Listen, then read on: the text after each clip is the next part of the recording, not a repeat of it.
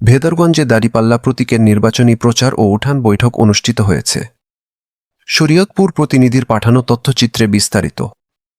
শরীয়তপুর ৩ আসনের বাংলাদেশ জামাতি ইসলামী দাঁড়িপাল্লা প্রতীক প্রার্থী আজাহারুল ইসলাম ভেদরগঞ্জের বিভিন্ন এলাকায় নির্বাচনী প্রচার, গণসংযোগ ও উঠান বৈঠক করেন। বৃহস্পতিবার পশ্চিম পুটিয়ায় অনুষ্ঠিত পথসভায় প্রধান অতিথি হিসাবে উপস্থিত ছিলেন।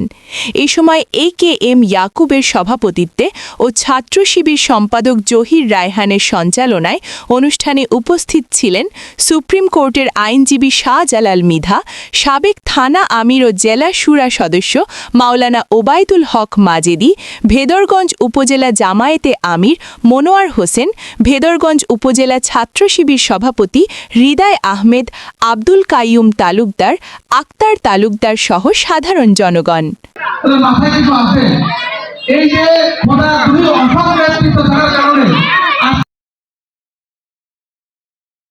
আপনাদের সকলকে বলছি, দীর্ঘ কয়েক বছর পরে এই নির্বাচনের স্বাদ জনগণ পেতে যাচ্ছে। নির্বাচন কি জিনিস আমরা ভুলে গিয়েছিলাম। আমাদের দিনের ভোট রাত্রে হয়েছে, দাবি ভোট হয়েছে, ভোট জালিয়াতি হয়েছে, ভোট ইঞ্জিনিয়ারিং হয়েছে, ভোট কেন্দ্রে মানুষ যাইত না, সেখানে কুকুর গিয়ে শুয়ে থাকতো। এই ধরনের সিনসিনারি আমরা অনেক কিছুই তো দেখেছি।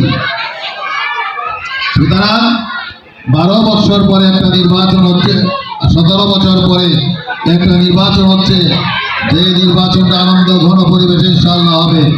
সুতরাং আগামী মাসের 12 তারিখে আপনারা সকলে গিয়ে বাংলাদেশ জামাত ইসলামী মনোনীত প্রার্থী, দলদলীয় জোট সমর্থিত প্রার্থী দাঁড়িপাল্লা মার্কায় ইনশাআল্লাহ আপনারা ভোট দেবেন। এটা হচ্ছে সংসদ সদস্যের নির্বাচনের ভোট। সংসদ হচ্ছে একটি দেশের মাথা। মাথা যদি ঠিক থাকে তাহলে সকল কিছু ঠিক থাকে। কেননা আপনারা যদি পার্লামেন্ট, সংসদকে ঠিক রাখতে পারেন, ঠিক করতে পারেন, তাহলে দেখা যাবে যে সে অনুযায়ী সরকার গঠন হবে। সংখ্যাগরিষ্ঠ সংসদ সদস্য যারা পাবেন তারা সরকার গঠন করবেন।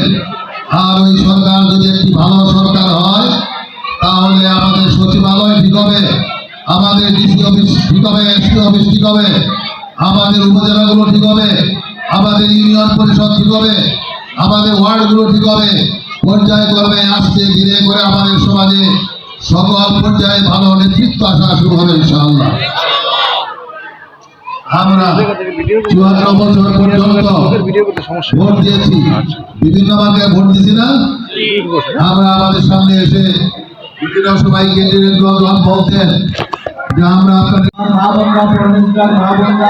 বাড়িতে গিয়ে তারা চিন্তা করতে চাই, সেই আলোকে আমাদের এই বাংলাদেশ তেমন কোনো উন্নতি হয়নি।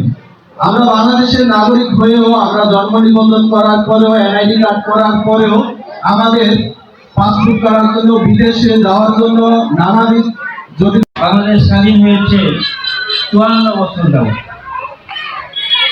এতকালে আমরা এমন একটি সমাজ, এমন একটি রাষ্ট্র ব্যবস্থা পাইনি যেখানে যে সমাজ হবে দুর্নীতি মুক্ত, যেখানে হবে একটি সহনশীল রাষ্ট্র ব্যবস্থা, একটি চাঁদাবাজ মুক্ত রাষ্ট্র ব্যবস্থা, একটি দুর্নীতি মুক্ত রাষ্ট্র ব্যবস্থা, এমন একটি সভ্য রাষ্ট্র ব্যবস্থা, কোরআন ভিত্তিক রাষ্ট্র ব্যবস্থা, এমন একটি ব্যবস্থা আমরা এখনো দেখতে পাইনি।